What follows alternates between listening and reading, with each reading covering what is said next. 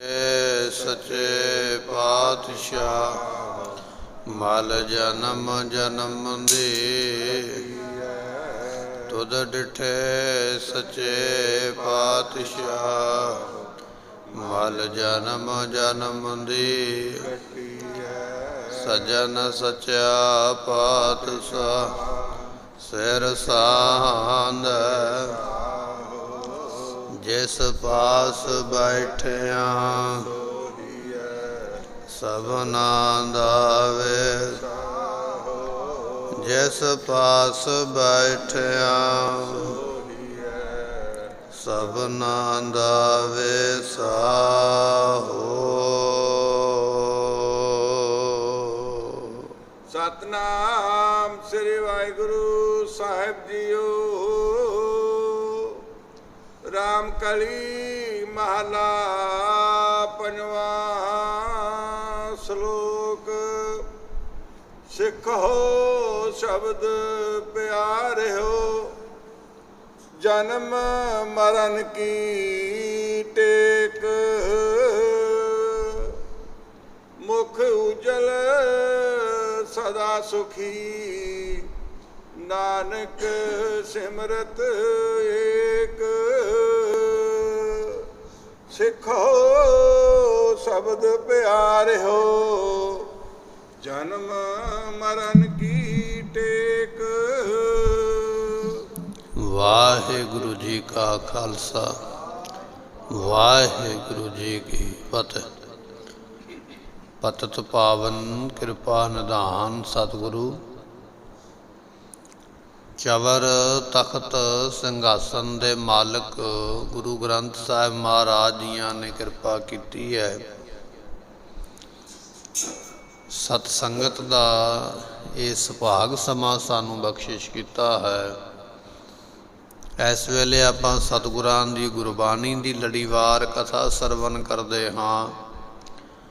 आओ कुछ समय ਲਈ ਆਪਣੇ ਮਨ ਦੇ ਧਿਆਨ ਨੂੰ ਟਿਕਾਈਏ ਭਾਵਨਾ ਦੇ ਨਾਲ ਸਤਿਗੁਰਾਂ ਦੀ ਜੋ ਅੰਮ੍ਰਿਤ ਬਾਣੀ ਹੈ।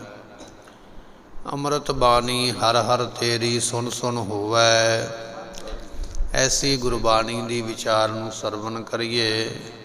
ਮਿਲ ਕੇ ਆਖੀਏ ਸਤਨਾਮ ਸ੍ਰੀ ਵਾਹਿਗੁਰੂ ਸਾਹਿਬ ਜੀ। सतनाम श्री वाहिगुरु साहिब जीओ। राम कली महला पंजवा। रामकली राग दे अंदर पंचम पातशाह ये शब्द बख्शिश कर रहा है। अज का ये शब्द आपां नूं 916 अंग दे उपर महाराज ने विराजमान किया है। 916 अंग ते ये शब्द गुरु अर्जन देव पातशाह रामकली राग का बख्शिश करते हैं। श्लोक सिखो शब्द प्यारे हो। सतगुरु पातशाह श्लोक बख्शिश कर दे। श्लोक तो भाव है स्वै लोक की प्राप्ति करवाउण वाला। जिस श्लोक की कमाई करके उस लोक दे विच पहुँच जाईदा है जिस लोक दे विचों ये बाणी आई है। ऐसा श्लोक महाराज बख्शिश करते कहन लगे हे भाई प्यारिओ गुरु दे शब्द नूं सिखना करो। किवें सिखना है कि गुरु दा शब्द पढ़ना किवें है, इसका गायन किवें करना है। हे प्यारिओ सिखो गुरु दे शब्द नूं गायन करन दा तरीका, गुरु दे शब्द दी बाणी दा पढ़न दा तरीका जिहड़ा है वो सिखना करो। जन्म मरण की टेक तुसीं किस तरह जमन मरण विच टिके होए हो। ये पदार्थ कमा लईए, ये कारज कर लईए। सारी उम्र कारज करदियां करदियां फिर एक समा आवेगा जिसनूं मरण वाला दिन कहा, मौत वाला दिन कहा। फिर मौत वाला दिन आ जाएगा। मौत तो बाद विच फिर अगे जन्म मिल जाएगा, जन्म तो अगे फिर मौत मिलेगी। महाराज कहन लगे तुसी जम्मन ते मरण विच ही टिक रहे हो, जम्मन मरण विच ही बैठे हुए हो। एक जन्म तो दूजा है, दूजे तो फिर अगे तीजा है। जम जम मरै, वार वार जमदा है, वार वार जमदा है।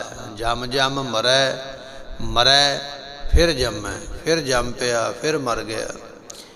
ਕਿਉਂ ਇਹ ਜੰਮਣ ਮਰਨ ਵਿੱਚ ਕਿਉਂ ਟਿਕ ਰਹੇ ਹੋ? ਉਹਦਾ ਕਾਰਨ ਇਹ ਹੈ ਕਿ ਤੁਸੀਂ ਗੁਰੂ ਦਾ ਸ਼ਬਦ ਉਸ ਨੂੰ ਪੜ੍ਹਨਾ ਸਿੱਖਿਆ ਨਹੀਂ ਹੈ। ਜੇ ਗੁਰੂ ਦੇ ਸ਼ਬਦ ਦੀ ਕਮਾਈ ਕੀਤੀ ਹੁੰਦੇ, ਗੁਰੂ ਦਾ ਸ਼ਬਦ ਪੜ੍ਹਿਆ ਹੁੰਦਾ, ਜੀਵਨ ਵਿੱਚ ਕਮਾਇਆ ਹੁੰਦਾ, ਤੇ ਫਿਰ ਤੁਹਾਨੂੰ ਜੰਮਣ ਮਰਨ ਵਿੱਚ ਟਿਕਣਾ ਨਹੀਂ ਸੀ ਪੈਣਾ, ਇਹਦੇ ਵਿੱਚੋਂ ਮੁਕਤ ਹੋ ਜਾਣਾ ਸੀ। ਪਰ ਗੁਰੂ ਦੇ ਸ਼ਬਦ ਨੂੰ ਨਹੀਂ ਸਿੱਖਿਆ, ਇਸ ਕਰਕੇ ਜੰਮਣ ਮਰਨ ਦੇ ਵਿੱਚ ਟਿਕੇ ਹੋਏ ਹੋ। ਮਹਾਰਾਜ ਫਿਰ ਫਰਮਾਉਂਦੇ ਹਨ, ਸਿੱਖੋ ਸ਼ਬਦ ਪਿਆਰਿਓ। ਇਸ ਕਰਕੇ ਹੇ ਭਾਈ ਪਿਆਰਿਓ, ਗੁਰੂ ਦਾ ਜੋ ਸ਼ਬਦ ਹੈ, ਸ਼ਬਦ ਨਾਮ ਗੁਰਮੁਖੋ ਉਪਦੇਸ਼ ਦਾ ਹੈ। ਗੁਰੂ ਦੇ ਉਪਦੇਸ਼ ਨੂੰ ਭਾਈ ਪਹਿਲਾਂ ਸੁਣਨਾ ਕਰੋ, ਸੁਣਨ ਤੋਂ ਬਾਅਦ ਵਿੱਚ ਫਿਰ ਗੁਰੂ ਦੇ ਉਪਦੇਸ਼ ਦਾ ਮੰਨਣ ਕਰੋ, ਮੰਨਣ ਤੋਂ ਬਾਅਦ ਵਿੱਚ ਕਮਾਈ ਕਰੋਗੇ ਤਾਂ ਸਫਲਾ ਹੋਵੋਗੇ। ਮਹਾਰਾਜ ਦੇ ਅੱਗੇ ਬਚਨ, ਜਿਵੇਂ ਭਾਈ ਲਹਿਣਾ ਸਾਹਿਬ ਜੀ ਨੂੰ ਗੁਰੂ ਨਾਨਕ ਸਾਹਿਬ ਪਾਤਸ਼ਾਹ ਦਾ ਹੁਕਮ ਹੈ, ਰੁੱਖਾਂ ਨੂੰ ਹਲੂਣਾ ਦੇ ਦਿਓ, ਪਕਵਾਨ ਪ੍ਰਾਪਤ ਹੋ ਜਾਣਗੇ। ਕਈਆਂ ਸਿੱਖਾਂ ਨੇ ਉਸ ਵੇਲੇ ਰੋਕਿਆ, ਭਾਈ ਲਹਿਣਾ ਸਾਹਿਬ ਜੀ ਇਹ ਕੰਮ ਨਾ ਕਰਿਓ, ਲੋਕ ਤੁਹਾਨੂੰ ਮਖੌਲ ਕਰਨਗੇ, ਰੁੱਖਾਂ ਤੋਂ ਕਦੇ ਪਕਵਾਨ ਨਹੀਂ ਮਿਲਦੇ। ਤੇ ਭਾਈ ਲਹਿਣਾ ਸਾਹਿਬ ਜੀ ਕਹਿਣ ਲੱਗੇ, ਗੁਰੂ ਨਾਨਕ ਸਾਹਿਬ ਦਾ ਹੁਕਮ ਹੈ, ਮੈਂ ਤੇ ਹੁਕਮ ਮੰਨਣਾ ਹੀ ਮੰਨਣਾ ਹੈ।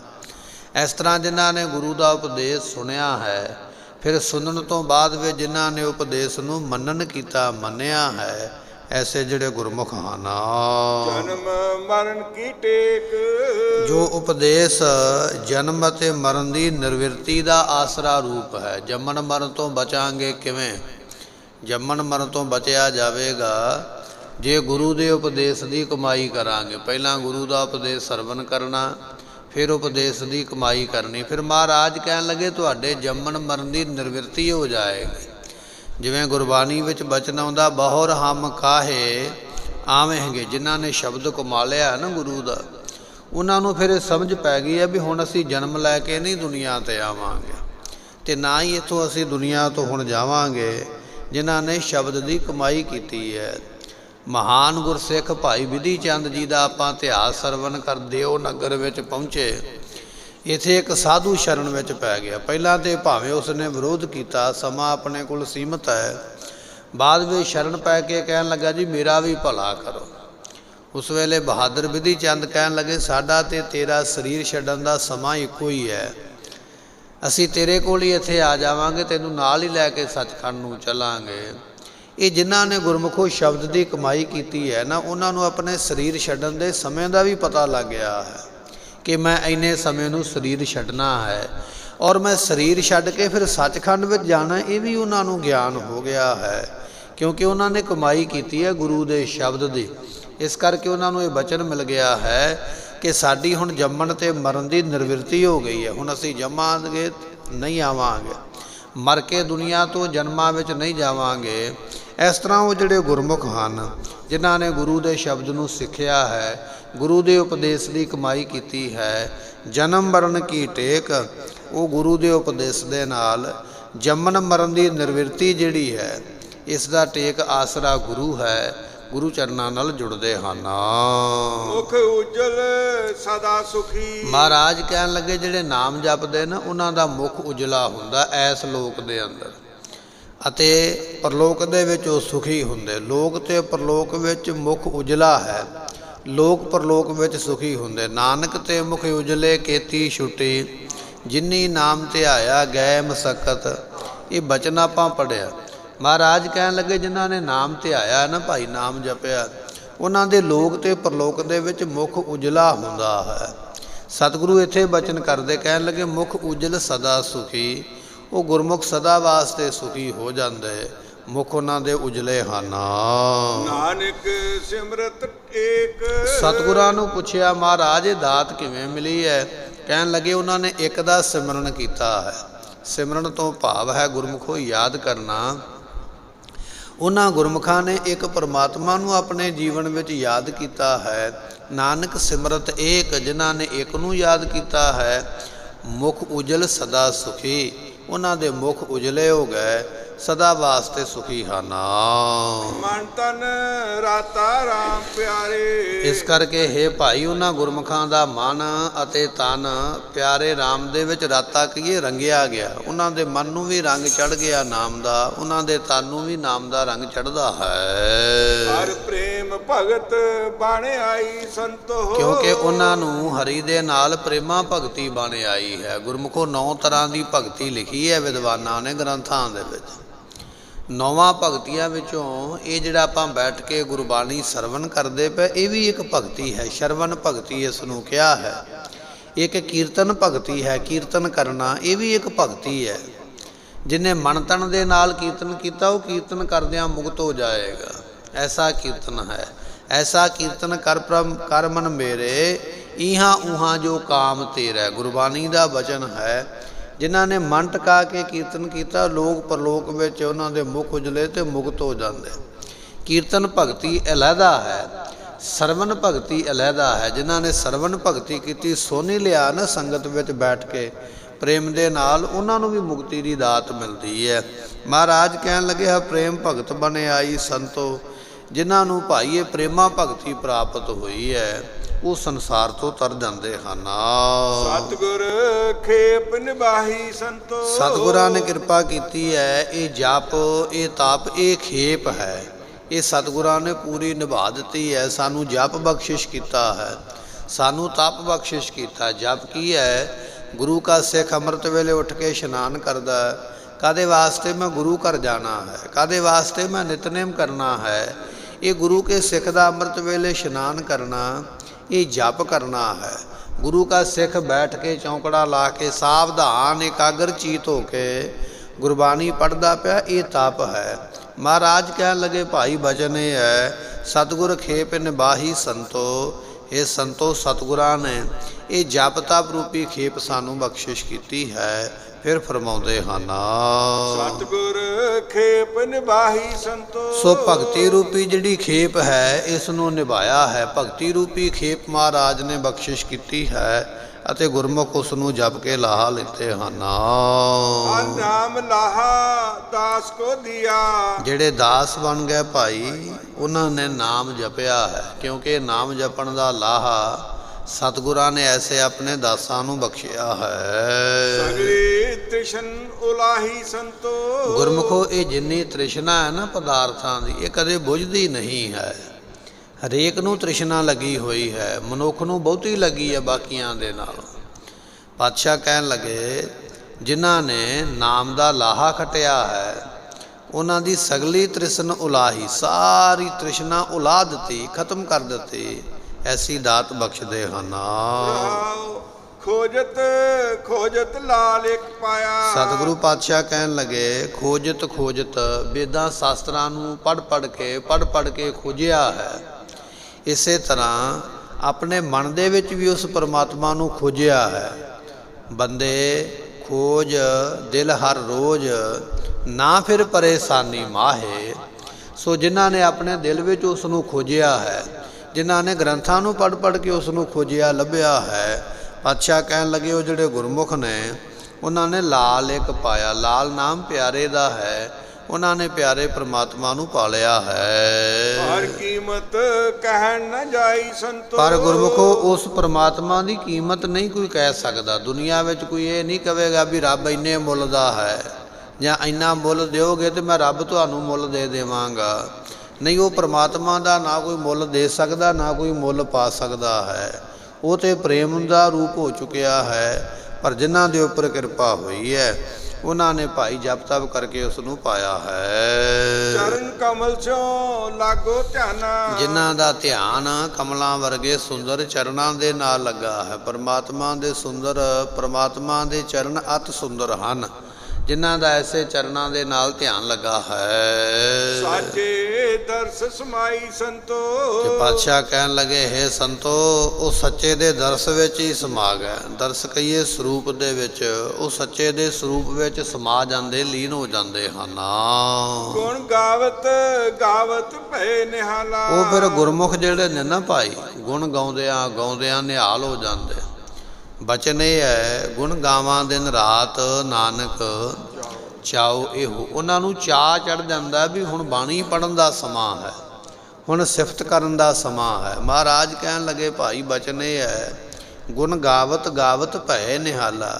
ਉਹਦੇ ਗੁਣਾਂ ਨੂੰ ਗਾਉਂਦਿਆਂ ਗਾਉਂਦਿਆਂ ਜਪਦਿਆਂ ਜਪਦਿਆਂ ਉਹ ਗੁਰਮੁਖ ਨਿਹਾਲ ਹੋ ਜਾਂਦੇ ਹਨ। ਹਰ ਸਿਮਰਤ ਤ੍ਰਿਪਤ ਅਗਾਈ ਸੰਤੋ। ਜਿਨ੍ਹਾਂ ਨੇ ਉਸ ਦਾ ਸਿਮਰਨ ਕੀਤਾ ਹੈ ਉਹ ਤ੍ਰਿਪਤ ਅਗਾਈ, ਤ੍ਰਿਪਤ ਹੋ ਕੇ ਅਗਾਈ ਕਹੀਏ ਰੱਜ ਗਏ, ਜਾਂ ਆਪਾਂ ਇਸ ਤਰ੍ਹਾਂ ਕਹਿ ਲਈਏ ਜਿਨ੍ਹਾਂ ਨੇ ਉਹਦਾ ਸਿਮਰਨ ਕੀਤਾ ਹੈ ਉਹ ਸੰਸਾਰ ਦੇ ਪਦਾਰਥਾਂ ਵੱਲੋਂ ਤ੍ਰਿਪਤ ਹੋ ਗਏ। ਸੰਸਾਰ ਦੇ ਪਦਾਰਥਾਂ ਦੀ ਭੁੱਖ ਰਹਿ ਹੀ ਕੋਈ ਨਹੀਂ ਗਈ ਹੈ।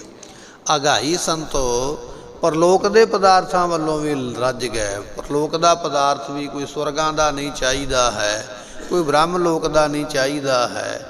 ਇਸ ਤਰ੍ਹਾਂ ਪਰਲੋਕ ਦੇ ਪਦਾਰਥਾਂ ਵੱਲੋਂ ਵੀ ਉਹ ਰੱਜ ਜਾਂਦੇ ਹਨ। ਆਤਮ ਰਾਮ ਰਵਿਆ ਸਭ ਅੰਤਰ। ਉਹ ਗੁਰਮੁਖ ਜਾਣ ਲੈਂਦੇ ਕਿ ਜੋ ਆਤਮਾ ਰਾਮ ਹੈ ਉਹ ਸਭ ਦੇ ਅੰਦਰ ਰਮਿਆ ਹੋਇਆ। ਜੋ ਮੇਰੀ ਆਤਮਾ ਵਿੱਚ ਬੈਠਾ ਹੈ ਨਾ ਪਰਮਾਤਮਾ, ਉਹ ਦੂਜਿਆਂ ਦੀ ਆਤਮਾ ਦੇ ਅੰਦਰ ਵੀ ਬੈਠਾ ਹੈ। ਆਤਮ ਰਾਮ, ਉਹ ਜੋ ਰਾਮ ਹੈ ਸਾਰਿਆਂ ਦੀ ਆਤਮਾ ਰੂਪ ਹੋ ਕਰਕੇ ਸਾਰਿਆਂ ਵਿੱਚ ਰਵਿਆ ਸੁਭਾਏਮਾਨ ਹੈ। ਕਤ ਆਵੈ ਕਤ ਜਾਈ ਸੰਤੋ। ਤਾਂ ਕਿਸ ਵਾਸਤੇ ਕੋਈ ਆਉਂਦਾ ਹੈ ਤੇ ਕਿਸ ਵਾਸਤੇ ਕੋਈ ਜਾਂਦਾ ਹੈ? ਨਾ ਕੋਈ ਆਉਂਦਾ ਹੈ ਤੇ ਨਾ ਕੋਈ ਜਾਂਦਾ ਹੈ। ਉਹ ਪਰਮਾਤਮਾ ਸਾਰਿਆਂ ਆਤਮਾ ਦੇ ਅੰਦਰ ਆਪਣੀ ਚੇਤਨ ਸਤਾ ਬਖਸ਼ਿਸ਼ ਕਰਦਾ ਹੈ। ਫਿਰ ਕਿਹਨੇ ਆਉਣਾ ਤੇ ਕਿਹਨੇ ਜਾਣਾ ਹੈ? ਸੁਖਮਨੀ ਸਾਹਿਬ ਦੇ ਵਿੱਚ ਮਹਾਰਾਜ ਕਹਿਣ ਲੱਗੇ, ਨਾ ਕਿਛ ਜਨਮੈ ਨਾ ਕਿਛ ਮਰੈ, ਆਪਨ ਚਲਤ ਆਪ ਹੀ ਕਰੈ। ਇਹ ਗੁਰਬਾਣੀ ਦਾ ਮਹਾਵਾਕ ਹੈ। ਜੇ ਬ੍ਰਹਮ ਦੀ ਦ੍ਰਿਸ਼ਟੀ ਦੇ ਨਾਲ ਵੇਖੀਏ, ਨਾ ਕੋਈ ਜੰਮ ਕੇ ਆਇਆ ਨਾ ਕੋਈ ਮਰ ਕੇ ਗਿਆ ਹੈ। ਇਹ ਤੇ ਪਰਮਾਤਮਾ ਦੇ ਆਪਣੇ ਕੌਤਕ ਨੇ, ਕਿਉਂਕਿ ਉਹ ਆਪ ਸਾਰਿਆਂ ਵਿੱਚ ਸੁਭਾਏਮਾਨ ਹੈ, ਸਾਰਿਆਂ ਵਿੱਚ ਬੈਠਾ ਹੋਇਆ ਹੈ। ਆਦਿ ਜੁਗਾਦੀ ਹੈ ਪੀ ਹੋਸੀ। ਉਹ ਪਰਮਾਤਮਾ ਆਦਿ ਜੁਗਾਦ, ਜਦੋਂ ਦੁਨੀਆ ਨਹੀਂ ਨਾ ਬਣੀ ਉਦੋਂ ਵੀ ਪਰਮਾਤਮਾ ਸੀ। ਜਦੋਂ ਜੁਗਾਦ ਕਹੀਏ ਦੁਨੀਆ ਬਣ ਗਈ, ਯੁੱਗ ਸ਼ੁਰੂ ਹੋ ਗਏ, ਸਤਿਯੁਗ ਤ੍ਰੇਤਾ ਦੁਆਪਰ ਤੇ ਕਲਯੁਗ, ਉਦੋਂ ਪਰਮਾਤਮਾ ਸਾਰਿਆਂ ਵਿੱਚ ਸੁਭਾਏਮਾਨ ਹੈ। ਜਿਹੜਾ ਸਮਾਂ ਹੁਣ ਚੱਲਦਾ ਪਿਆ ਵਰਤਮਾਨ, ਇਹਦੇ ਵਿੱਚ ਵੀ ਹੈ। ਭੀ ਜਿਹੜਾ ਸਮਾਂ ਪਿੱਛੇ ਬਤੀਤ ਹੋ ਗਿਆ, ਜਿਸ ਨੂੰ ਭੂਤਕਾਲ ਕਿਹਾ ਜਾਂਦਾ ਹੈ, ਉਹਦੇ ਵਿੱਚ ਵੀ ਉਹ ਪਰਮਾਤਮਾ ਸੀ। ਹੋਸੀ ਜਿਹੜਾ ਸਮਾਂ ਅੱਗੇ ਆਵੇਗਾ, ਜਿਸ ਨੂੰ ਭਵਿੱਖਤ ਸਮਾਂ ਆਖਿਆ ਹੈ, ਉਹਦੇ ਵਿੱਚ ਵੀ ਉਹ ਪਰਮਾਤਮਾ ਸੁਭਾਏਮਾਨ ਹੈ। ਸਭ ਜੀਆਂ ਕਾ ਸੁਖਦਾਈ ਸੰਤੋ। ਅਤੇ ਸਾਰਿਆਂ ਜੀਵਾਂ ਨੂੰ ਉਹ ਸੁਖ ਦੇਣ ਵਾਲਾ ਹੈ। ਪਹਿਲੇ ਸਮੇਂ ਦੇ ਵਿੱਚ ਜਦੋਂ ਅਸੀਂ ਦੁਨੀਆ 'ਤੇ ਨਹੀਂ ਆਏ, ਉਦੋਂ ਵੀ ਉਹ ਜੀਵਾਂ ਨੂੰ ਸੁਖ ਦਿੰਦਾ ਹੈ। ਹੁਣ ਵੀ ਉਹ ਸੁਖ ਦੇ ਰਿਹਾ ਹੈ ਤੇ ਆਉਣ ਵਾਲੇ ਸਮੇਂ ਵਿੱਚ ਵੀ ਉਹ ਸਭ ਜੀਵਾਂ ਨੂੰ ਸੁਖ ਬਖਸ਼ਦਾ ਹੈ। ਆਪ ਬੇਅੰਤ ਅੰਤ ਨਹੀਂ ਪਾਇਆ। ਉਹ ਪਰਮਾਤਮਾ ਬੇਅੰਤ ਹੈ ਭਾਈ, ਉਹਦਾ ਕੋਈ ਅੰਤ ਨਹੀਂ ਪਾ ਸਕਦਾ। ਦੁਨੀਆ ਵਿੱਚ ਕੋਈ ਇਹ ਨਹੀਂ ਕਹੇਗਾ ਵੀ ਮੈਂ ਰੱਬ ਦਾ ਅੰਤ ਪਾ ਲਿਆ ਹੈ। ਨਹੀਂ, ਉਹ ਪਰਮਾਤਮਾ ਬੇਅੰਤ ਹੈ। ਹੋ ਰਹਿਆ ਸਭ ਠਾਈ ਸੰਤੋ। ਉਹ ਸਾਰਿਆਂ ਥਾਵਾਂ ਦੇ ਉੱਪਰ ਪਰਿਪੂਰਨ ਹੋ ਰਿਹਾ ਹੈ। ਭਾਵੇਂ ਤੁਸੀਂ ਪਹਾੜਾਂ ਵਿੱਚ ਚਲੇ ਜਾਓ, ਜੰਗਲਾਂ ਵਿੱਚ ਚਲੇ ਜਾਓ, ਸਮੁੰਦਰਾਂ ਵਿੱਚ ਚਲੇ ਜਾਓ, ਧਰਤੀ ਤੇ ਆਕਾਸ਼ ਵਿੱਚ ਚਲੇ ਜਾਓ, ਪਰਮਾਤਮਾ ਸਾਰੇ ਥਾਵਾਂ ਤੇ। ਸਗਲ ਬਨਸਪਤ ਮਹਿ ਬੈ ਸੰਤਰ, ਸਗਲ ਦੂਧ ਮੈਂ ਘੀਆ, ਊਚ ਨੀਚ ਮੈਂ ਜੋਤ ਸਮਾਨੀ, ਘਟ ਘਟ ਮਾਧੋ ਜੀਆ। ਇਹ ਮਹਾਰਾਜ ਦੀ ਗੁਰਬਾਣੀ ਦਾ ਬਚਨ ਹੈ ਕਿ ਉਹ ਪਰਮਾਤਮਾ ਭਾਈ ਸਾਰਿਆਂ ਥਾਵਾਂ ਦੇ ਉੱਪਰ ਸੁਭਾਏਮਾਨ ਹੈ। ਇਸ ਤਰ੍ਹਾਂ ਦੀ ਕੋਈ ਜਗ੍ਹਾ ਨਹੀਂ ਹੈ ਜਿੱਥੇ ਉਹ ਪਰਮਾਤਮਾ ਨਹੀਂ ਸੁਭਾਏਮਾਨ ਹੈ। ਉਹ ਸਾਰਿਆਂ ਥਾਵਾਂ 'ਤੇ ਮਿਲਿਆ ਹੋਇਆ, ਇਸ ਕਰਕੇ ਉਹਦਾ ਕੋਈ ਅੰਤ ਨਹੀਂ ਪਾ ਸਕਦਾ ਹੈ। ਐਸਾ ਉਹ ਪਰਮਾਤਮਾ ਵੱਡਾ ਹੈ। ਪ੍ਰੀਤ ਸਾਜਨ ਮਾਲ ਜੋਬਨ ਸੁਤ, ਹਰ ਨਾਨਕ ਬਾਪ ਮੇਰੀ ਮਾਈ ਸੰਤੋ। ਸਤਿਗੁਰੂ ਪਾਤਸ਼ਾਹ ਕਹਿਣ ਲੱਗੇ, ਹੇ ਭਾਈ, ਉਹ ਜੋ ਪਰਮਾਤਮਾ ਹੈ ਉਹ ਮਿੱਤਰ ਰੂਪ ਵੀ ਹੋ ਰਿਹਾ ਹੈ, ਮਿੱਤਰ ਬਣ ਕੇ ਸਾਡੀ ਮਦਦ ਕਰਦਾ ਪਿਆ ਹੈ। ਉਹ ਪਰਮਾਤਮਾ ਸੱਜਣ ਵੀ ਹੈ। ਸੱਜਣ ਸੱਚਾ ਪਾਤਸ਼ਾਹੋ ਸਿਰ ਸਾਹਾਂ ਦਾ। ਐਸਾ ਉਹ ਪਰਮਾਤਮਾ ਸੱਜਣ ਵੀ ਹੈ ਲੋਕ ਤੇ ਪਰਲੋਕ ਦਾ। ਇੱਥੇ ਹੀ ਬਸ ਨਹੀਂ, ਉਹ ਜੋ ਪਰਮਾਤਮਾ ਹੈ ਮਾਲ ਜੋਬਨ, ਇਹ ਜੋ ਮਾਲ ਪਦਾਰਥ ਇਹ ਵੀ ਪਰਮਾਤਮਾ ਨੇ ਦਿੱਤੇ ਹੋਏ, ਜਿਹਦੇ ਵਿੱਚ ਮੱਝਾਂ ਗਾਵਾਂ ਹਾਥੀ ਘੋੜੇ, ਘਰ ਦੀ ਨਗਦੀ ਬਸਤਰ ਕੱਪੜੇ ਤੇ ਆਦਿ ਸਭ ਕੁਝ ਮਾਲ ਵਿੱਚ ਆ ਜਾਂਦਾ ਹੈ। ਇਹ ਵੀ ਉਸ ਨੇ ਦਿੱਤੇ ਹੋਏ। ਜੋਬਨ ਕਹੀਏ ਜਿਹੜੀ ਜਵਾਨੀ ਹੈ, ਇਹ ਵੀ ਪਰਮਾਤਮਾ ਨੇ ਸਾਨੂੰ ਬਖਸ਼ਿਸ਼ ਕੀਤੀ ਹੈ। ਪਾਤਸ਼ਾਹ ਕਹਿਣ ਲੱਗੇ ਇਸੇ ਤਰ੍ਹਾਂ ਉਹ ਪਰਮਾਤਮਾ ਐਸਾ ਸਮਰੱਥ ਹੈ। ਫਿਰ ਫਰਮਾਉਂਦੇ ਹਨ, ਮੀਤ ਸਾਜਨ ਮਾਲ ਜੋਬਨ ਸੁਤ, ਹਰ ਨਾਨਕ ਬਾਪ ਮੇਰੀ ਮਾਈ ਸੰਤੋ। ਇਸੇ ਤਰ੍ਹਾਂ ਉਹ ਪਰਮਾਤਮਾ ਪੁੱਤਰ ਹੈ, ਅਤੇ ਉਹ ਪਰਮਾਤਮਾ ਹੀ ਮੇਰੀ ਮਾਤਾ ਹੈ, ਉਹ ਪਰਮਾਤਮਾ ਹੀ ਮੇਰਾ ਪਿਤਾ ਹੈ। ਪੁੱਤਰ ਰੂਪ ਵੀ ਉਹ ਪਰਮਾਤਮਾ ਹੀ ਹੋ ਰਿਹਾ ਹੈ, ਮਾਤਾ ਰੂਪ ਵੀ ਹੋ ਰਿਹਾ ਹੈ, ਪਿਤਾ ਰੂਪ ਵੀ ਹੋ ਰਿਹਾ। ਹਰ ਜੀ ਮਾਤਾ, ਹਰ ਜੀ ਪਿਤਾ, ਹਰ ਜੀਓ ਪ੍ਰਤਪਾਲਕ, ਹਰ ਜੀ ਮੇਰੀ ਸਾਰ ਕਰੇ। ਸੋ ਬਚਨ ਆਪਾਂ ਪੜ੍ਹਦੇ ਹਾਂ ਨਾ, ਮਾਤਾ ਵੀ ਆਪ ਹੈ, ਪਿਤਾ ਵੀ ਆਪ ਹੈ, ਪਾਲਣਾ ਕਰਨ ਵਾਲਾ ਵੀ ਆਪ ਹੈ, ਹਿਫਾਜ਼ਤ ਕਰਨ ਵਾਲਾ ਵੀ ਆਪ ਹੈ। ਸਾਰਿਆਂ ਥਾਵਾਂ 'ਤੇ ਸੁਭਾਏਮਾਨ ਪਰਮਾਤਮਾ। ਹਰ ਨਾਨਕ ਬਾਪ ਮੇਰੀ ਮਾਈ ਸੰਤੋ, ਉਹੀ ਸਾਡੇ ਮਾਤਾ ਪਿਤਾ ਹੋ ਰਿਹਾ ਹੈ। ਰਾਮਕਲੀ ਮਹੱਲਾ ਪੰਜਵਾ। ਮਨ ਬਚ ਕਰਮ ਰਾਮ ਨਾਮ ਚਿਤਾਰੀ। ਸਤਿਗੁਰੂ ਪਾਤਸ਼ਾਹ ਕਹਿਣ ਲੱਗੇ ਗੁਰਮੁਖਾਂ ਦੀ ਕੀ ਅਵਸਥਾ ਹੈ। ਗੁਰਮੁਖ ਮਨ ਕਰਕੇ ਵੀ ਆਖਦੇ ਵਾਹਿਗੁਰੂ ਵਾਹਿਗੁਰੂ, ਮਨ ਵੀ ਜਪਦਾ ਪਿਆ ਹੈ। ਗੁਰਮੁਖਾਂ ਦੀ ਅਵਸਥਾ ਇਹ ਹੈ ਵੀ ਉਹਨਾਂ ਦੀ ਜਿਹੜੀ ਬਾਣੀ ਹੈ ਨਾ, ਅਲਫਾਜ਼ ਸ਼ਬਦ ਨਿਕਲਦੇ ਪਏ, ਉਹਨਾਂ ਦੀ ਜ਼ੁਬਾਨ ਵੀ ਵਾਹਿਗੁਰੂ ਕਹਿ ਰਹੀ ਹੈ। ਅਤੇ ਇਸੇ ਤਰ੍ਹਾਂ ਕਰਮ ਨਾਮ ਸਰੀਰ ਦਾ ਹੈ, ਉਹ ਸਰੀਰ ਕਰਕੇ ਵੀ ਜਪਦੇ ਪਏ, ਮਨ ਕਰਕੇ, ਤਨ ਕਰਕੇ, ਸਰੀਰ ਕਰਕੇ ਵੀ ਉਹਦੇ ਨਾਮ ਨੂੰ ਚਿਤਾਰੀ ਕਹੀਏ, ਚੇਤੇ ਕਰਦੇ। ਇਹ ਗੁਰਮੁਖਾਂ ਦੀ ਅਵਸਥਾ ਹੈ। ਗੁਰਮੁਖੋ ਸਾਡੀ ਅਵਸਥਾ ਕਈ ਵਾਰੀ ਕੀ ਹੁੰਦੀ ਹੈ, ਅਸੀਂ ਜ਼ੁਬਾਨ ਕਰਕੇ ਜਪਦੇ ਪਰ ਸਾਡੇ ਮਨ ਨੂੰ ਪਤਾ ਹੀ ਨਹੀਂ ਹੈ ਕਿ ਇਹ ਕਿਹੜਾ ਜਾਪ ਕਰਦਾ। ਕਈ ਵਾਰੀ ਆਪਾਂ ਵੇਖਦੇ ਜਪਜੀ ਸਾਹਿਬ ਦਾ ਪਾਠ ਕਰ ਰਿਹਾ ਹੋਈਦਾ, ਪਾਠ ਪੂਰਾ ਹੋ ਜਾਂਦਾ, ਫਿਰ ਜਾ ਕੇ ਖਿਆਲ ਆਉਂਦਾ ਮੈਂ ਤੇ ਪਾਠ ਪੂਰਾ ਵੀ ਕਰ ਲਿਆ ਹੈ। ਹੁਣ ਦੂਜੀ ਵਿਚਾਰ ਇਹ ਬਣੀ ਹੈ, ਪਤਾ ਨਹੀਂ ਪਾਠ ਸਾਰਾ ਪੜ੍ਹਿਆ ਹੈ ਜਾਂ ਵਿੱਚੋਂ ਕਦੇ ਛੱਡ ਤੇ ਨਹੀਂ ਹੋ ਗਿਆ ਜਾਂ ਛੱਡਿਆ ਤੇ ਨਹੀਂ ਗਿਆ। ਉਹਦਾ ਕਾਰਨ ਇਹ ਮਨ ਦਾ ਧਿਆਨ ਉਹਦੇ ਵਿੱਚ ਨਹੀਂ ਹੈ। ਪਾਤਸ਼ਾਹ ਕਹਿਣ ਲੱਗੇ ਜਿਹੜੇ ਗੁਰਮੁਖ ਨੇ ਉਹਨਾਂ ਦਾ ਮਨ ਵੀ ਉਹਦੇ ਵਿੱਚ ਹੀ ਲੱਗਾ ਹੋਇਆ, ਉਹਨਾਂ ਦੀ ਜ਼ੁਬਾਨ ਵੀ ਉਸੇ ਨੂੰ ਜਪਦੀ ਪਈ ਜੋ ਮਨ ਜਪਦਾ ਪਿਆ, ਉਹਨਾਂ ਦਾ ਸਰੀਰ ਵੀ ਉਸੇ ਦੇ ਜਪ ਵਿੱਚ ਲੱਗਾ ਹੋਇਆ ਜਿਹਦੇ ਵਿੱਚ ਮਨ ਅਤੇ ਜ਼ੁਬਾਨ ਲੱਗੀ ਹੋਈ ਹੈ। ਇਸ ਤਰ੍ਹਾਂ ਗੁਰਮੁਖ ਉਸ ਪਰਮਾਤਮਾ ਨੂੰ ਚਿਤਾਰੀ ਕਹੀਏ, ਚੇਤੇ ਕਰਦੇ ਹਨ। ਘੂਮਨ ਘੇਰ ਮਹਾ ਅਤ ਵਿਖੜੀ। ਸਤਿਗੁਰੂ ਪਾਤਸ਼ਾਹ ਕਹਿਣ ਲੱਗੇ ਇਹ ਤਿੰਨ ਗੁਣ ਨੇ ਨਾ, ਰਜੋ ਗੁਣ, ਤਮੋ ਗੁਣ, ਸਤੋ ਗੁਣ, ਇਹ ਭਾਈ ਘੁੰਮਣ ਘੇਰੀ ਹੈ, ਬੜੀ ਵਿਖੜੀ ਹੈ, ਬੜੀ ਔਖੀ ਹੈ ਇਸ ਘੁੰਮਣ ਘੇਰੀ ਨੂੰ ਪਾਰ ਕਰਨਾ। ਇਹ ਰਜੋ ਗੁਣ, ਤਮੋ ਗੁਣ, ਸਤੋ ਗੁਣ, ਇਹ ਘੁੰਮਣ ਘੇਰੀ ਨੂੰ ਪਾਰ ਕਰਨਾ ਬੜਾ ਔਖਾ ਹੈ। ਗੁਰਮੁਖ ਨਾਨਕ ਪਾਰ ਉਤਾਰੀ। ਪਰ ਜਿਨ੍ਹਾਂ ਦੇ ਉੱਪਰ ਗੁਰੂ ਨਾਨਕ ਸਾਹਿਬ ਕਿਰਪਾ ਕਰਦੇ, ਜਿਨ੍ਹਾਂ ਨੂੰ ਮੁਖੀ ਗੁਰੂ ਪ੍ਰਾਪਤ ਹੋ ਜਾਂਦੇ, ਉਹਨਾਂ ਨੂੰ ਸਤਿਗੁਰੂ ਆਪ ਹੀ ਇਸ ਘੁੰਮਣ ਘੇਰੀ ਵਿੱਚੋਂ ਬਾਹਰ ਕੱਢ ਕੇ ਤੇ ਪਾਰ ਕਰ ਦਿੰਦੇ, ਮੁਕਤ ਕਰ ਦਿੰਦੇ।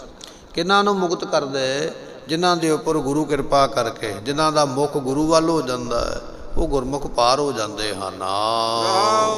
ਅੰਤਰ ਸੁਖਾ ਬਾਹਰ ਸੁਖਾ, ਹਰ ਜਪ ਮਲਣ ਭਏ ਦੁਸ਼ਟਾਰੀ। ਸਤਿਗੁਰੂ ਪਾਤਸ਼ਾਹ ਕਹਿਣ ਲੱਗੇ ਭਾਈ ਬਚਨ ਇਹ ਹੈ ਕਿ ਹਰੀ ਦਾ ਨਾਮ ਜਪਣ ਦੇ ਨਾਲ ਦੁਸ਼ਟਾਰੀ, ਜਿਹੜੇ ਦੁਸ਼ਟ ਕਾਮ ਇਤਿਆਦਿਕ ਹਨ, ਇਹ ਮਲਣ ਭਏ, ਇਹਨਾਂ ਸਾਰੀਆਂ ਨੂੰ ਨਾਸ ਕਰ ਦਿੱਤਾ ਨਾਮ ਜਪ ਕੇ। ਇਹ ਜਿਹੜੇ ਦੁਸ਼ਟਤਾਈ ਕਰਨ ਵਾਲੇ, ਕਾਮ ਕ੍ਰੋਧ ਨਗਰ ਬਹੁ ਭਰਿਆ, ਮਿਲ ਸਾਧੂ ਖੰਡਲ ਖੰਡਾ ਹੈ, ਇਹ ਬਚਨ ਆਪਾਂ ਪੜ੍ਹਦੇ। ਇਹ ਸਾਡਾ ਜਿਹੜਾ ਸਰੀਰ ਵਿਕਾਰਾਂ ਦਾ ਭਰਿਆ, ਪਰ ਸਾਧੂ ਦੀ ਸੰਗਤ ਵਿੱਚ ਬੈਠ ਕੇ ਇਹ ਸਭ ਖੰਡਲ ਖੰਡਾ ਨਾਸ ਹੋ ਜਾਂਦੇ ਵਿਕਾਰ। ਪਾਤਸ਼ਾਹ ਕਹਿਣ ਲੱਗੇ ਹਰ ਜਪ, ਜਿਸ ਵੇਲੇ ਹਰੀ ਦਾ ਜਪ ਕੀਤਾ ਨਾ, ਵਾਹਿਗੁਰੂ ਵਾਹਿਗੁਰੂ ਕੀਤਾ, ਉਸ ਵੇਲੇ ਇਹ ਜਿਹੜੇ ਦੁਸ਼ਟਾਰੀ ਦੁਸ਼ਟ ਨੇ ਨਾ, ਕਾਮ ਕ੍ਰੋਧ ਲੋਭ ਮੋਹ ਹੰਕਾਰ, ਮਲਨ ਭੈ, ਇਹਨਾਂ ਨੂੰ ਨਾਸ ਕਰ ਦਿੱਤਾ, ਮਲ ਕੇ ਸੁੱਟ ਦਿੱਤਾ ਹੈ। ਤੇ ਫਿਰ ਕੀ ਪ੍ਰਾਪਤ ਹੋਇਆ ਹੈ? ਅੰਤਰ ਸੁਖਾ ਬਾਹਰ ਸੁਖਾ, ਅੰਦਰ ਵੀ ਸੁਖ, ਬਾਹਰ ਵੀ ਸੁਖ, ਮਨ ਦੇ ਵਿੱਚ ਵੀ ਸੁਖ, ਤਨ ਵਿੱਚ ਵੀ ਸੁਖ, ਪਰਿਵਾਰ ਵਿੱਚ ਵੀ ਸੁਖ, ਐਸੇ ਸੁਖ ਪ੍ਰਾਪਤ ਹੋਏ। ਇਹਨਾਂ ਸੁੱਖਾਂ ਦੀ ਪ੍ਰਾਪਤੀ ਗੁਰੂ ਦੀ ਕਿਰਪਾ ਦੇ ਨਾਲ ਉਸ ਵੇਲੇ ਹੋਈ ਹੈ। ਜਿਸ ਤੇ ਲਾਗੇ ਤਿਨੇ ਨਿਵਾਰੇ। ਜਿਸ ਪ੍ਰਮਾਤਮਾ ਦੇ ਨਾਮ ਦੇ ਨਾਲ ਲੱਗੇ ਹੋਏ ਹਾਂ, ਉਸ ਪ੍ਰਮਾਤਮਾ ਨੇ ਆਪ ਹੀ ਪਰਖ ਕਰਨ ਵਾਸਤੇ ਇਹ ਵਿਕਾਰ ਲਾਏ। ਇਹ ਵਿਕਾਰ ਵੀ ਆਪਣੇ ਆਪ ਥੋੜ੍ਹੀ ਲੱਗਦੇ, ਲਾਉਣ ਵਾਲਾ ਵੀ ਤੇ ਪ੍ਰਮਾਤਮਾ ਹੀ ਹੈ ਨਾ, ਪਰਖ ਵੀ ਤੇ ਆਪ ਹੀ ਕਰਦੇ ਨਾ। ਇਹ ਕਾਮ ਕ੍ਰੋਧ ਲੋਭ ਮੋਹ ਹੰਕਾਰ, ਇਹ ਵਿਕਾਰ ਆਪ ਹੀ ਪਰਮੇਸ਼ਰ ਨੇ ਇਸ ਜੀਵ ਨੂੰ ਲਾ ਦਿੱਤੇ। ਬਚਨ ਆਪਾਂ ਪੜ੍ਹਦੇ ਹਾਂ, ਲਿਵ ਛੁਟਕੀ ਲੱਗੀ ਤ੍ਰਿਸ਼ਨਾ ਮਾਇਆ ਅਮਰ ਵਰਤਾਇਆ। ਹੁਣ ਮਾਇਆ ਵੀ ਤੇ ਪਰਮਾਤਮਾ ਦੇ ਹੁਕਮ ਦੇ ਵਿੱਚ ਹੀ ਹੈ ਨਾ, ਆਪਣੇ ਆਪ ਥੋੜ੍ਹੀ ਹੈ। ਪਰਮਾਤਮਾ ਨੇ ਚਾਹਿਆ ਵੀ ਜਾ ਕੇ ਜੀਵਾਂ ਨੂੰ ਲੱਗ ਜਾ, ਤੇ ਤਾਂ ਹੀ ਮਾਇਆ ਆ ਕੇ ਲੱਗੀ ਹੈ ਨਾ। ਸਤਿਗੁਰੂ ਪਾਤਸ਼ਾਹ ਕਹਿਣ ਲੱਗੇ ਇਸੇ ਤਰ੍ਹਾਂ ਇਹ ਜਿਹੜੇ ਵਿਕਾਰ ਨੇ ਨਾ ਗੁਰਮੁਖੋ, ਕਾਮ ਕ੍ਰੋਧ ਲੋਭ ਮੋਹ ਹੰਕਾਰ, ਇਹ ਵੀ ਤੇ ਪ੍ਰਮਾਤਮਾ ਨੇ ਪੈਦਾ ਕੀਤੇ ਨਾ। ਪ੍ਰਮਾਤਮਾ ਨੇ ਕਿਹਾ ਵੀ ਜਾਓ ਜਾ ਕੇ ਦੁਨੀਆ ਵਿੱਚ ਲੱਗੋ, ਤੇ ਉਹ ਲੱਗੇ ਹੋਏ ਸਰੀਰਾਂ ਦੇ ਨਾਲ ਆ ਕੇ। ਸਤਿਗੁਰੂ ਪਾਤਸ਼ਾਹ ਕਹਿਣ ਲੱਗੇ ਭਾਈ ਬਚਨ ਇਹ ਹੈ ਕਿ ਇਹ ਜਿਹੜੇ ਵਿਕਾਰ ਹਨ ਜਿਸ ਤੇ ਲਾਗੇ ਤਿਨਹਿ ਨਿਵਾਰੇ, ਜਿਸ ਪ੍ਰਮਾਤਮਾ ਨੇ ਲਾਏ, ਜਦੋਂ ਉਹਨੇ ਵੇਖਿਆ ਵੀ ਇਹ ਮੇਰਾ ਸਿੱਖ ਹੈ, ਇਹ ਬਾਣੀ ਪੜ੍ਹਨ ਵਾਲਾ, ਇਹ ਨਾਮ ਜਪਣ ਵਾਲਾ ਹੈ, ਇਹ ਮੈਨੂੰ ਮਿਲਣਾ ਚਾਹੁੰਦਾ ਹੈ, ਫਿਰ ਪਰਮਾਤਮਾ ਆਪ ਹੀ ਕਿਰਪਾ ਕਰਕੇ ਉਹਨਾਂ ਵਿਕਾਰਾਂ ਨੂੰ ਨਿਵਾਰ ਦਿੰਦਾ, ਦੂਰ ਵੀ ਕਰ ਦਿੰਦਾ, ਹੁਕਮ ਕਰ ਦਿੰਦਾ ਵੀ ਚਲੋ ਭਾਈ ਛੱਡ ਦਿਓ, ਇਹ ਮੇਰਾ ਹੈ, ਹੁਣ ਤੁਸੀਂ ਇਹਨੂੰ ਜਾ ਕੇ ਤੰਗ ਨਹੀਂ ਕਰਨਾ ਹੈ। ਇਸ ਤਰ੍ਹਾਂ ਉਹਨਾਂ ਗੁਰਮੁਖਾਂ ਦੇ ਨਾਲੋਂ ਫਿਰ ਉਹ ਵਿਕਾਰਾਂ ਨੂੰ ਦੂਰ ਕਰ ਦਿੰਦਾ ਹੈ। ਪ੍ਰਭ ਜੀਓ ਆਪਣੀ ਕਿਰਪਾ ਧਾਰੀ। ਸਤਿਗੁਰੂ ਪਾਤਸ਼ਾਹ ਕਹਿਣ ਲੱਗੇ ਹਰੀ ਹਰ ਪਰਮੇਸ਼ਰ ਨੇ ਜਿਨ੍ਹਾਂ ਤੇ ਕਿਰਪਾ ਕੀਤੀ ਹੈ ਉਹਨਾਂ ਨੂੰ ਇਹ ਦਾਤਾਂ ਪ੍ਰਾਪਤ ਹੁੰਦੀਆਂ। ਫਿਰ ਇਸੇ ਪੰਕਤੀ ਨੂੰ ਫਰਮਾਉਂਦੇ ਹਨ, ਜਿਸ ਤੇ ਲਾਗੇ ਤਿਨੇ ਨਿਵਾਰੇ, ਪ੍ਰਭ ਜੀਓ ਆਪਣੀ ਕਿਰਪਾ ਧਾਰੀ। ਸਤਿਗੁਰੂ ਪਾਤਸ਼ਾਹ ਕਹਿਣ ਲੱਗੇ ਜਿਸ ਪ੍ਰਮਾਤਮਾ ਦੇ ਭੁੱਲਣ ਕਰਕੇ ਵਿਕਾਰ ਲੱਗੇ ਸਨ। ਵਿਕਾਰ ਲੱਗੇ ਕਿਵੇਂ ਗੁਰਮੁਖੋ? ਅਸੀਂ ਰੱਬ ਨੂੰ ਭੁੱਲ ਬੈਠੇ। ਜਿਹੜੇ ਘਰ ਦੇ ਵਿੱਚ ਮਾਲਕ ਨਾ ਹੋਵੇ, ਘਰ ਖਾਲੀ ਪਿਆ ਹੋਵੇ, ਉਹਨੂੰ ਆਂਢੀ ਗੁਆਂਢੀ ਵੀ ਦੱਬਣ ਨੂੰ ਹੀ ਫਿਰਦੇ ਵੀ ਇਹਦੇ ਮਾਲਕ ਨੇ ਕਿਹੜਾ ਆਉਣਾ, ਦੱਬ ਹੀ ਲਈਏ। ਚੋਰ ਵੀ ਜਿਹੜਾ ਉਹ ਵੀ ਕੰਧ ਦੇ ਉੱਪਰ ਦੀ ਝਾਕਦਾ ਵੀ ਕਿੱਧਰੋਂ ਅੰਦਰ ਜਾਇਆ ਜਾ ਸਕਦਾ, ਅੰਦਰੋਂ ਕੀ ਕੀ ਲੁੱਟਿਆ ਜਾ ਸਕਦਾ, ਕਿਉਂਕਿ ਘਰ ਦੇ ਅੰਦਰ ਮਾਲਕ ਨਹੀਂ ਹੈ। ਜਿੱਥੇ ਮਾਲਕ ਨਾ ਹੋਵੇ ਉਸ ਘਰ ਨੂੰ ਲੁੱਟਣਾ, ਉਹਦੇ ਤੇ ਕਬਜ਼ਾ ਕਰਨਾ ਸਾਰੇ ਹੀ ਧਿਆਨ ਰੱਖਦੇ। ਇਸੇ ਤਰ੍ਹਾਂ ਪਾਤਸ਼ਾਹ ਕਹਿਣ ਲੱਗੇ ਭਾਈ ਜਿਨ੍ਹਾਂ ਨੇ ਪਰਮੇਸ਼ਰ ਦੇ ਨਾਮ ਨੂੰ ਭੁਲਾ ਦਿੱਤਾ, ਇਹ ਵਿਕਾਰ ਵੀ ਵੇਖਦੇ ਨੇ ਵੀ ਇਹ ਸਰੀਰ ਦਾ ਹੁਣ ਰਾਖਾ ਕੋਈ ਨਹੀਂ ਹੈ, ਤੇ ਫਿਰ ਇਹ ਵਿਕਾਰ ਚੋਰਾਂ ਦੇ ਵਾਂਗ ਉਸ ਨੂੰ ਲੁੱਟਣਾ ਚਾਹੁੰਦੇ। ਮਹਾਰਾਜ ਕਹਿਣ ਲੱਗੇ ਬਚਨ ਇਹ ਆ ਭਾਈ ਕਿ ਜਿਸ ਪ੍ਰਮਾਤਮਾ ਦੇ ਭੁੱਲਣ ਕਰਕੇ ਵਿਕਾਰ ਲੱਗੇ ਸਨ, ਜਦੋਂ ਉਸ ਪ੍ਰਮਾਤਮਾ ਨੂੰ ਚੇਤੇ ਕੀਤਾ ਤੇ ਵਿਕਾਰਾਂ ਨੂੰ ਪਤਾ ਲੱਗ ਗਿਆ ਵੀ ਇਹ ਖਸਮ ਵਾਲਾ ਹੈ, ਇਹ ਮਾਲਕ ਵਾਲਾ ਹੈ, ਛੇਤੀ ਨਾਲ ਉਹ ਫਿਰ ਵਿਕਾਰ ਛੱਡ ਕੇ ਦੌੜ ਜਾਂਦੇ ਹਨ। ਉਤਰੇ ਸੰਤ ਪਰੇ ਹਰ ਸਰਨੀ। ਹਰ ਜੀਓ ਆਪਣੀ ਕਿਰਪਾ ਧਾਰੀ। ਪ੍ਰਮਾਤਮਾ ਨੇ ਆਪਣੀ ਕਿਰਪਾ ਕਰਕੇ ਐਸੀਆਂ ਦਾਤਾਂ ਬਖਸ਼ੀਆਂ ਹਨ। ਉਤਰੇ ਸੰਤ ਪਰੇ ਹਰ ਸਰਨੀ। ਜਿਹੜੇ ਜਿਹੜੇ ਗੁਰਮੁਖ ਸਾਧੂ ਦੇ ਚਰਨਾਂ ਦੀ ਸ਼ਰਨ ਵਿੱਚ ਪੈ ਜਾਣਗੇ ਉਹ ਸੰਸਾਰ ਤੋਂ ਉਧਰ ਜਾਣਗੇ, ਤਰ ਜਾਣਗੇ। ਅੰਚਲ ਗਹਿ ਕੈ ਸਾਧ ਕਾ ਤਰਨਾ, ਇਹੋ ਸੰਸਾਰ। ਸਾਧੂ ਦਾ ਪੱਲਾ ਫੜ ਕੇ ਸੰਸਾਰ ਤੋਂ ਤੁਰਿਆ ਜਾਂਦਾ ਹੈ। ਉਧਰੇ ਸੰਤ। ਮਹਾਰਾਜ ਕਹਿਣ ਲੱਗੇ ਜਿਹੜੇ ਸੰਤ ਨੇ ਨਾ ਪਰਮਾਤਮਾ ਦੇ, ਜਦੋਂ ਉਹਨਾਂ ਦੀ ਸ਼ਰਨ ਵਿੱਚ ਆ ਕੇ ਪਏ ਤੇ ਫਿਰ ਉਧਰੇ ਸੰਸਾਰ ਤੋਂ ਤਰ ਜਾਈਦਾ ਹੈ। ਭਜ ਪਿੱਛੇ ਮਹਾ ਹੰਕਾਰੀ। ਪਰ ਜਿਹੜੇ ਬੜੇ ਬੜੇ ਹੰਕਾਰੀ ਪੁਰਸ਼ ਨੇ ਵੀ ਸਾਡੇ ਵਰਗਾ ਹੈ ਹੀ ਕੋਈ ਨਹੀਂ, ਉਹ ਹੰਕਾਰੀ ਪੁਰਸ਼ ਸੰਸਾਰ ਵਿੱਚ ਹੀ ਪਚ ਕੇ ਫਸ ਕੇ ਬਿਨਸੇ ਨਾਸ ਹੁੰਦੇ ਪਏ। ਰਾਵਣ ਸੇ ਮਹਿ ਰਾਵਣ ਸੇ ਕਚ ਕਾਨੋ ਸੇ, ਬਚਨ ਮਹਾਰਾਜ ਜੀਆਂ ਦਾ। ਰਾਵਣ ਵਰਗੇ ਹੋਏ, ਮਹਾਰਾਵਣ ਵਰਗੇ ਹੋਏ, ਬੜੇ ਬੜੇ ਸ਼ਕਤੀਸ਼ਾਲੀ ਹੋਏ, ਪਰ ਪਾਤਸ਼ਾਹ ਕਹਿਣ ਲੱਗੇ ਸ਼ਕਤੀ ਦਾ ਮਾਣ ਹੈ, ਬਲ ਦਾ ਮਾਣ, ਹੰਕਾਰ ਹੈ, ਉਹ ਪਚ ਕੇ ਕਹੀਏ ਖਰਾਬ ਹੋ ਕੇ। ਪਲਚ ਸਗਲੀ ਮੁਈ, ਝੂਠਾ ਧੰਦਾ ਮੋਹ। ਬਚਨ ਪੜ੍ਹਿਆ ਨਾ ਆਪਾਂ। ਪਲਚ ਤੋਂ ਭਾਵ ਫਸ ਕੇ ਦੁਨੀਆ ਦੇ ਵਿਕਾਰਾਂ ਵਿੱਚ, ਔਗਣਾਂ ਦੇ ਵਿੱਚ ਇਹ ਸਾਰੀ ਦੁਨੀਆ ਮਰਦੀ ਪਈ ਹੈ। ਇਹ ਦੁਨੀਆ ਨੂੰ ਝੂਠਾ ਹੀ ਧੰਦਾ ਪਿਆ ਹੋਇਆ, ਨਾਸਵੰਤ। ਇਹ ਦੁਨੀਆ ਨੂੰ ਦੁਨੀਆ ਦਾ ਝੂਠਾ ਮੋਹ ਪਿਆ ਹੋਇਆ ਹੈ। ਇਸ ਮੋਹ ਵਿੱਚ ਪਏ ਹੋਏ ਪਾਤਸ਼ਾਹ ਕਹਿਣ ਲੱਗੇ ਪਚ ਬਿਨਸੇ ਮਹਾ ਅਹੰਕਾਰੀ। ਜਿਹੜੇ ਬੜੇ ਬੜੇ ਹੰਕਾਰੀ ਪੁਰਸ਼ ਨੇ ਉਹ ਹੰਕਾਰ ਵਿੱਚ ਪੈ ਕੇ ਪਚ ਕਹੀਏ ਫਸ ਕੇ ਅਤੇ ਇਸੇ ਤਰ੍ਹਾਂ ਬਿਨਸੇ ਉਹ ਨਾਸ ਹੁੰਦੇ ਪਏ ਹਨ। ਸਾਧੂ ਸੰਗਤ ਇਹੋ ਫਲ ਪਾਇਆ। ਪਰ ਗੁਰਮੁਖੋ ਜੇ ਸੰਗਤ ਵਿੱਚ ਬੈਠੇ ਆ ਨਾ, ਫਲ ਇਹਦਾ ਵੀ ਬਹੁਤ ਵੱਡਾ ਹੈ। ਸਾਧੂ ਸੰਗਤ, ਜਿਸ ਵੇਲੇ ਗੁਰੂ ਦੇ ਸਾਧੂਆਂ ਦੀ ਜਾਂ ਸਤਿਗੁਰੂ ਆਪ ਵੀ ਸਾਧੂ ਹੀ ਹਨ ਭਾਈ, ਜਦੋਂ ਗੁਰੂ ਦੀ ਸੰਗਤ ਵਿੱਚ ਆ ਕੇ ਬੈਠੇ ਤੇ ਫਿਰ ਇਹ ਸੰਗਤ ਵਿੱਚੋਂ ਫਲ ਮਿਲਿਆ ਹੈ। ਕਿਹੜਾ ਫਲ ਮਿਲਿਆ? ਮਹਾਰਾਜ ਬਖਸ਼ਦੇ ਹਨ। ਇੱਕ ਕੇਵਲ ਨਾਮਧਾਰੀ। ਗੁਰਮੁਖਾਂ ਨੇ ਕੇਵਲ ਇੱਥੇ ਆ ਕੇ ਨਾਮ ਜਪਿਆ। ਗੁਰੂ ਦੀ ਸੰਗਤ ਵਿੱਚੋਂ ਨਾਮ ਮਿਲਦਾ ਹੈ, ਕਿਉਂਕਿ ਨਾਨਕ ਕੈ ਘਰ ਕੇਵਲ ਨਾਮ। ਗੁਰੂ ਦੇ ਨਾਨਕ ਦੇ ਘਰ ਦੇ ਵਿੱਚ ਕੇਵਲ ਨਾਮ ਦੀਆਂ ਦਾਤਾਂ ਹਨ। ਜਿਹੜੇ ਗੁਰੂ ਦੇ ਚਰਨਾਂ ਦੀ ਸ਼ਰਨ ਵਿੱਚ ਆ ਗਏ, ਪਾਤਸ਼ਾਹ ਕਹਿਣ ਲੱਗੇ ਉਹਨਾਂ ਨੂੰ ਦਾਤ ਇਹ ਮਿਲੀ ਹੈ ਕਿ ਇਥੋਂ ਉਹਨਾਂ ਨੂੰ ਕੇਵਲ ਇੱਕ ਨਾਮ ਪ੍ਰਾਪਤ ਹੋਇਆ ਹੈ, ਜਿਸ ਨਾਮ ਨੂੰ ਜਪ ਕੇ ਉਹ ਗੁਰਮੁਖ ਸੰਸਾਰ ਤੋਂ ਤਰ ਜਾਂਦੇ ਹਨ। ਨਾ ਕੋਈ ਸੂਰ ਨਾ ਕੋਈ ਹੀਣਾ। ਮਹਾਰਾਜ ਕਹਿਣ ਲੱਗੇ ਐ ਪ੍ਰਮਾਤਮਾ ਤੇਰੀ ਕਿਰਪਾ ਬਿਨਾ ਨਾ ਕੋਈ ਸੂਰ ਕਹੀਏ ਸੂਰਮਾ ਹੈ। ਸੂਰਮਾ ਵੀ ਤੇ ਉਹਨਾਂ ਚਿਰ ਹੀ ਹੈ ਨਾ ਜਿੰਨਾ ਚਿਰ ਉਹ ਪ੍ਰਮਾਤਮਾ ਤਾਕਤ ਬਖਸ਼ੇ। ਜੇ ਉਹ ਤਾਕਤ ਹੀ ਨਾ ਬਖਸ਼ੇ ਤੇ ਸੂਰਮਾ ਕਿਵੇਂ ਕੋਈ ਬਣ ਸਕਦਾ ਹੈ। ਮਹਾਰਾਜ ਕਹਿਣ ਲੱਗੇ ਨਾ ਕੋਈ ਸੂਰ ਨਾ ਕੋਈ ਸੂਰਮਾ ਹੈ, ਨਾ ਕੋ ਹੀਣਾ, ਹੀਣਾ ਤੋਂ ਭਾਵ ਹੈ ਕਾਇਰ, ਕਾਇਰ ਵੀ ਕੋਈ ਨਹੀਂ ਹੈ। ਇਹ ਸਭ ਕੁਝ ਉਸ ਦੇ ਹੁਕਮ ਦੇ ਵਿੱਚ ਹੈ। ਸਭ ਪ੍ਰਗਟੀ ਜੋਤ ਤੁਮਾਰੀ, ਹੈ ਪ੍ਰਮਾਤਮਾ ਸਾਰਿਆਂ ਵਿੱਚ ਤੁਹਾਡੀ ਜੋਤ ਚੇਤਨ ਸਤਾ ਕੰਮ ਕਰਦੀ ਹੈ।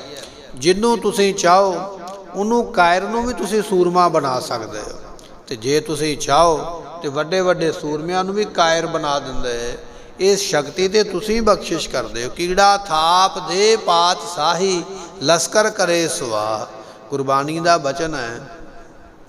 ਜਿਹੜੇ ਕੀੜਿਆਂ ਵਰਗੇ ਬਿਲਕੁਲ ਕਮਜ਼ੋਰ ਨੇ, ਨਿਮਾਣੇ ਨਤਾਣੇ, ਜਿਸ ਨੀਚ ਕੋ ਕੋਈ ਨਾ ਜਾਣੇ, ਜਿਹਨੂੰ ਕੋਈ ਨਹੀਂ ਜਾਣਦਾ। ਪਾਤਸ਼ਾਹ ਕਹਿਣ ਲੱਗੇ ਪਰਮਾਤਮਾ ਜੇ ਤੂੰ ਕਿਰਪਾ ਕਰੇ ਨਾ, ਐਸੇ ਕੀੜੇ ਬਾਦਸ਼ਾਹੀ ਥਾਪ ਦਿੰਦੇ, ਬਾਦਸ਼ਾਹ ਬਣ ਜਾਂਦੇ, ਦੇਸਾਂ ਦੇ ਉੱਪਰ ਹਕੂਮਤਾਂ ਕਰਨ ਲੱਗ ਪੈਂਦੇ। ਕੀੜਾ ਥਾਪ ਦੇ ਪਾਤਸ਼ਾਹੀ, ਬਾਦਸ਼ਾਹ ਬਣ ਜਾਂਦੇ। ਲਸਕਰ ਕਰੇ ਸਵਾਹ, ਲਸਕਰ ਨਾਮ ਫੌਜ ਦਾ ਹੈ, ਵੱਡੀ ਫੌਜ ਮਗਰ ਹੈ। ਪਰ ਪਰਮਾਤਮਾ ਚਾਹੇ ਇੱਕ ਨੂੰ ਹੀ ਇੰਨੀ ਤਾਕਤ ਦੇ ਕੇ ਸਾਰੀ ਫੌਜ ਨੂੰ ਮਲੀਆ ਮੇਟ ਕਰ ਦੇਵੇ, ਨਾਸ਼ ਕਰ ਦੇਵੇ। ਇਹ ਤੁਹਾਡੀਆਂ ਤਾਕਤਾਂ ਹਨ। ਨਾ ਕੋਈ ਸੂਰ, ਤੁਹਾਡੇ ਹੁਕਮ ਤੋਂ ਬਾਹਰੀ ਸੂਰਮਾ ਵੀ ਕੋਈ ਨਹੀਂ ਹੈ। ਸੂਰਮਾ ਵੀ ਉਹ ਹੈ ਜਿਹਦੇ ਪਿੱਠ ਦੇ ਉੱਪਰ ਤੁਸੀਂ ਹੱਥ ਰੱਖ ਦਿੰਦੇ। ਬਹਾਦਰ ਬਚਿੱਤਰ ਸਿੰਘ ਨੂੰ ਮਹਾਰਾਜ ਜੀ ਨੇ ਆਖਿਆ ਸੀ ਕਿ ਹਾਥੀ ਦੇ ਨਾਲ ਲੜਨਾ, ਥਾਪੜਾ ਦਿੱਤਾ ਮਹਾਰਾਜ ਜੀਆਂ ਨੇ। ਭਾਈ ਬਚਿੱਤਰ ਸਿੰਘ ਨੇ ਫਿਰ ਚੜ੍ਹਦੀ ਕਲਾ ਦਾ ਬਚਨ ਆਖਿਆ, ਕਹਿਣ ਲੱਗੇ ਮਹਾਰਾਜ ਇਹ ਜਿਹੜਾ ਸਾਹਮਣੇ ਹਾਥੀ ਆਉਂਦਾ ਪਿਆ ਤੇ ਬਿਲਕੁਲ ਨਿੱਕਾ ਜਿਹਾ ਮਾਮੂਲੀ ਹੈ ਮੇਰੇ ਸਾਹਮਣੇ। ਜੇ ਤੁਹਾਡਾ ਹੁਕਮ ਹੋਵੇ ਮੈਂ ਤੇ ਇੰਦਰ ਦਾ ਜਿਹੜਾ ਹਾਥੀ ਐਰਾਵਤ ਜਿਸ ਦਾ ਨਾਮ ਹੈ, ਤੁਹਾਡਾ ਹੁਕਮ ਹੋਵੇ ਤੇ ਸੁਰਗਾਂ ਦੇ ਵਿੱਚੋਂ ਇੰਦਰ ਦੇ ਹਾਥੀ ਨੂੰ ਚੁੱਕ ਕੇ ਥੱਲੇ ਲੈ ਆਵਾਂ, ਮੈਂ ਤੇ ਉਹਨੂੰ ਨਾਸ਼ ਕਰ ਦੇਵਾਂ। ਪਰ ਇਹ ਤੁਹਾਡੀ ਕਿਰਪਾ ਨਾਲ ਹੋ ਸਕਦਾ ਹੈ। ਇਹ ਕੇਸਰੀ ਚੰਦ ਦਾ ਹਾਥੀ ਤੇ ਮੇਰੇ ਸਾਹਮਣੇ ਕੁਝ ਵੀ ਨਹੀਂ ਹੈ। ਮਹਾਰਾਜ ਨੂੰ ਥਾਪੜਾ ਦਿੰਦੇ, ਉਹਨੂੰ ਐਸਾ ਸੂਰਮਾ ਬਣਾ ਦਿੰਦੇ। ਕੇਸਰੀ ਚੰਦ ਦੇ ਹਾਥੀ ਨੂੰ ਕੁਝ ਨਹੀਂ ਸਮਝਦਾ ਪਿਆ, ਬਲਕਿ ਸਵਰਗਾਂ ਦੇ ਰਾਜੇ ਇੰਦਰ ਦੇ ਹਾਥੀ ਨੂੰ ਮਾਰਨ ਦੀ ਗੱਲ ਕਰਦਾ ਹੈ। ਸਤਿਗੁਰੂ ਜੀ ਨੂੰ ਸੂਰਮਾ ਬਣਾਉਣਾ ਚਾਹੋ, ਉਹਨੂੰ ਐਸੀਆਂ ਤਾਕਤਾਂ ਦੇ ਕੇ ਸੂਰਮਤਾਈ ਬਖਸ਼ਿਸ਼ ਕਰਦੇ ਹੋ। ਅਤੇ ਜਿਹਨੂੰ ਪਰਖਦੇ ਵੇ ਤੁਸੀਂ ਕਾਇਰ ਬਣਾਉਣਾ ਚਾਹੋ, ਉਹਦੀ ਮੱਤ ਦੇ ਉੱਪਰ ਪਰਦਾ ਪਾ ਕੇ ਉਸ ਨੂੰ ਕਾਇਰ ਵੀ ਬਣਾ ਦਿੰਦੇ ਹੋ। ਐਸੀਆਂ ਬਖਸ਼ਿਸ਼ਾਂ ਕਰਦੇ ਹੋ। ਤੁਮ ਸਮਰੱਥ ਅਕਥ ਗੋਚਰ, ਸਭ ਪ੍ਰਗਟੀ ਜੋਤ ਤੁਮਾਰੀ। ਇਹ ਪ੍ਰਗਟ ਹੀ ਆਪ ਜੀਆਂ ਦੀ ਜੋਤ ਕਹੀਏ, ਚੇਤਨ ਸਤਾ ਪ੍ਰਗਟ ਹੀ ਕਹੀਏ, ਆਪ ਜੀ ਦੀ ਤਾਕਤ ਸਾਰਿਆਂ ਵਿੱਚ ਵਰਤ ਰਹੀ ਹੈ। ਤੁਮ ਸਮਰੱਥ ਅਕਥ ਗੋਚਰ, ਪਰਮਾਤਮਾ ਤੁਸੀਂ ਸਮਰੱਥ ਹੋ, ਤੁਹਾਨੂੰ ਕਿਸੇ ਦੀ ਮਦਦ ਲੈਣ ਦੀ ਲੋੜ ਨਹੀਂ ਹੈ।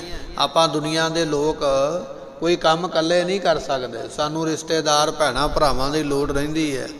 ਸਰਕਾਰਾਂ ਇਕੱਲੀਆਂ ਕੰਮ ਨਹੀਂ ਕਰ ਸਕਦੀਆਂ, ਦੂਜੀਆਂ ਸਰਕਾਰਾਂ ਦੇ ਕੋਲੋਂ ਮਦਦ ਹਰ ਵੇਲੇ ਮੰਗਦੇ ਰਹਿੰਦੇ।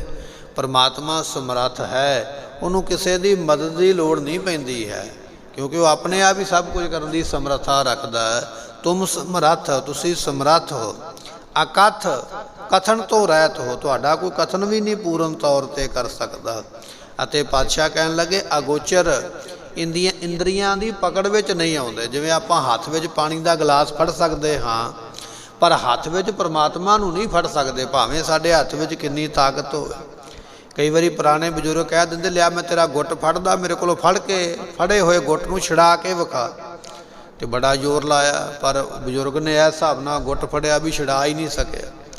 ਅਸੀਂ ਗੁੱਟ ਫੜ ਸਕਦੇ ਹਾਂ, ਪਾਣੀ ਫੜ ਸਕਦੇ ਹੱਥਾਂ ਦੇ ਨਾਲ, ਪਰ ਇਹਨਾਂ ਹੱਥਾਂ ਨਾਲ ਰੱਬ ਨੂੰ ਨਹੀਂ ਫੜਿਆ ਜਾਂਦਾ ਹੈ। ਤਾਂ ਉਸ ਨੂੰ ਅਗੋਚਰ ਕਿਹਾ ਹੈ ਵੀ ਉਹ ਕਿਸੇ ਸਰੀਰ ਦੇ ਅੰਗ ਦੇ ਨਾਲ ਫੜਿਆ ਨਹੀਂ ਜਾਂਦਾ ਹੈ। ਨਵਿਆ ਏਕ ਮੁਰਾਰੀ, ਉਹ ਜੋ ਮੁਰਾਰੀ ਪਰਮਾਤਮਾ ਹੈ ਉਹ ਇੱਕ ਹੀ ਸਾਰਿਆਂ ਵਿੱਚ ਰਵਿਆ ਕਹੀਏ ਸੁਭਾਏਮਾਨ ਹੈ, ਇੱਕ ਹੀ ਸਾਰਿਆਂ ਵਿੱਚ ਮਿਲਿਆ ਹੋਇਆ ਹੈ। ਕੀਮਤ ਕੌਣ ਕਰੇ ਤੇਰੀ ਕਰਤੇ, ਐ ਕਰਤੇ ਅਕਾਲ ਪੁਰਖ, ਆਪ ਜੀ ਦੀ ਕੀਮਤ ਕੋਈ ਕੌਣ ਦੱਸ ਸਕਦਾ ਹੈ? ਕੋਈ ਕਿਵੇਂ ਕਹਿ ਸਕਦਾ ਪਰਮਾਤਮਾ ਇੰਨਾ ਵੱਡਾ ਹੈ, ਇੰਨੇ ਬਲ ਵਾਲਾ, ਇੰਨੀਆਂ ਤਾਕਤਾਂ ਦੇਣ ਵਾਲਾ, ਇੰਨੀਆਂ ਸ਼ਕਤੀਆਂ ਵਾਲਾ? ਮਹਾਰਾਜ ਕੋਈ ਵੀ ਆਪ ਜੀ ਦੀ ਕੀਮਤ ਨੂੰ ਕਹਿ ਨਹੀਂ ਸਕਦਾ ਹੈ। ਕਬ ਅੰਤ ਨ ਪਾਰਾਵਾਰੀ, ਸਤਿਗੁਰੂ ਪਾਤਸ਼ਾਹ ਕਹਿਣ ਲੱਗੇ ਹੈ ਪਰਮਾਤਮਾ ਤੇਰਾ ਕੋਈ ਪਾਰਾਵਾਰ ਹੈ ਹੀ ਨਹੀਂ। ਅਗਮ ਅਗੋਚਰਾ, ਤੇਰਾ ਅੰਤ ਨਾ ਪਾਇਆ, ਅੰਤ ਨਾ ਪਾਇਆ ਕਿਨਹਿ ਤੇਰਾ ਆਪਣਾ ਆਪ। ਦੁਨੀਆ ਬੜੀ ਬਣੀ ਹੈ, ਬੜੀ ਬੜੀ ਸ਼ਕਤੀ ਵਾਲੇ ਬੜੇ ਬੜੇ ਸਿਆਣੇ ਮਨੁੱਖ ਹੋਏ, ਪਰਮਾਤਮਾ ਤੇਰਾ ਅੰਤ ਨਹੀਂ ਕਿਸੇ ਨੇ ਪਾਇਆ। ਤੂੰ ਐਸਾ ਬੇਅੰਤ ਹੈ, ਐਸੀ ਆਪ ਜੀ ਦੀ ਮਹਿਮਾ ਹੈ। ਨਾਮ ਦਾਨ ਨਾਨਕ ਵਡਿਆਈ। ਸਤਿਗੁਰੂ ਪਾਤਸ਼ਾਹ ਕਹਿਣ ਲੱਗੇ ਆਪ ਜੀ ਦੇ ਨਾਮ ਦੇ ਦਾਨ ਕਰਕੇ ਵਡਿਆਈ ਪ੍ਰਾਪਤ ਹੁੰਦੀ ਹੈ।